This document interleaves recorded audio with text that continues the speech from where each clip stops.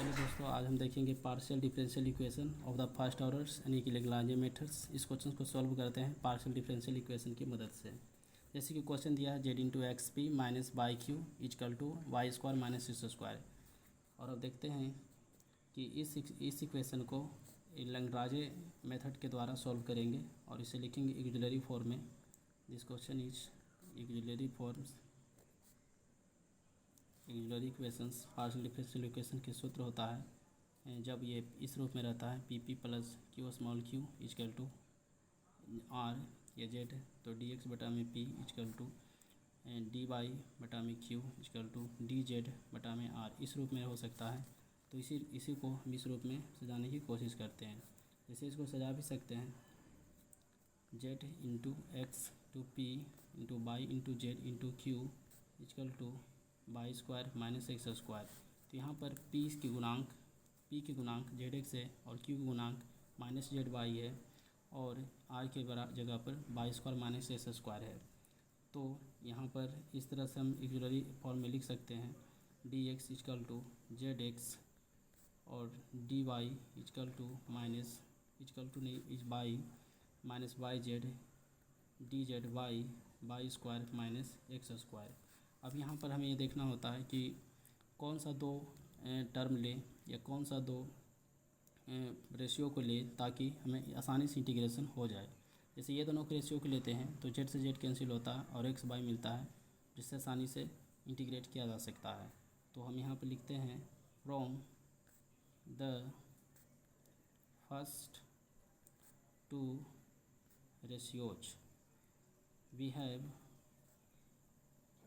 D x equal to D by D Z D Y minus y Z. इसे Z से Z cancel हो जाता है, दोनों और इंटीग्रेट करते हैं इंटीग्रेटिंग बोथ साइड। दोनों इंटीग्रेट करने पर D x Y x D Y minus Y, तो 1/dx इंटीग्रेशन होता है log x और इसका हो जाएगा log y constant log c1 यहाँ पर देते हैं log x।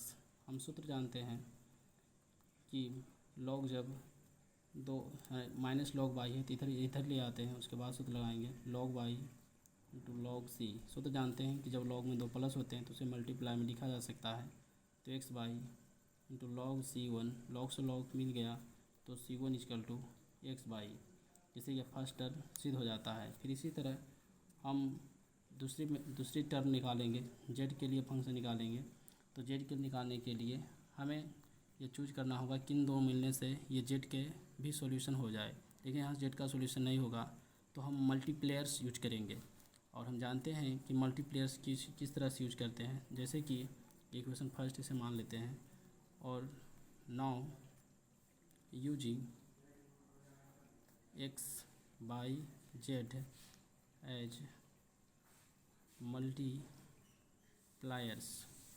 मल्टीप्लायर्स यूज करके देखना होता है कि क्या एक्स बाई जेड यहाँ से मल्टीप्लायर्स करने से क्या ये जीरो बन जाता है।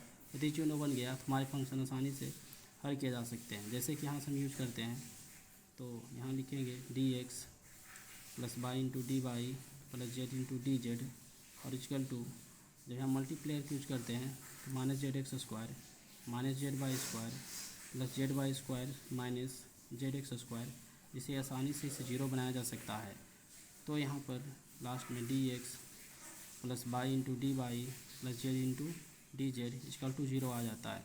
अब इसे आसानी से हम इंटीग्रेशन कर देंगे, तो इंटीग्रेट करने से ये आएगा x squares by two y squares by two plus z squares by two into c2, और इस तरह से c1 और c2 मिल जाता है और यही हमारे फंक्शंस का लास्ट पोजीशन पे आंसर हो जाएगा।